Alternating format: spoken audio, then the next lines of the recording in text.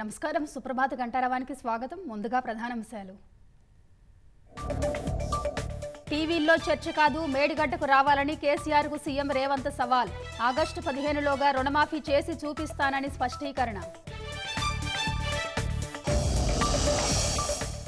దొడ్డిదారిన ఏపీ నీళ్లు తోడేస్తుంటే ప్రభుత్వం ఏం చేస్తోంది? సాగర్ ఆయకట్టు కింద పంటలను ఎండబెట్టారని కేసీఆర్ మండిపాటు.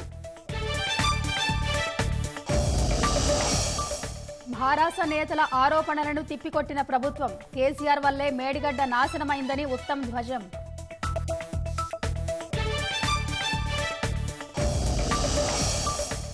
నేడు రాష్ట్రానికి కేంద్ర హోంమంత్రి అమిత్ షా. 30న జహీరాబాద్, మెదక్లో మోదీ బహిరంగ సభలు.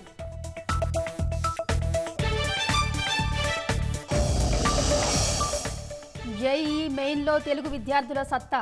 100% మార్కులు సాధించిన 15 మంది తెలంగాణ కుర్రాళ్లు.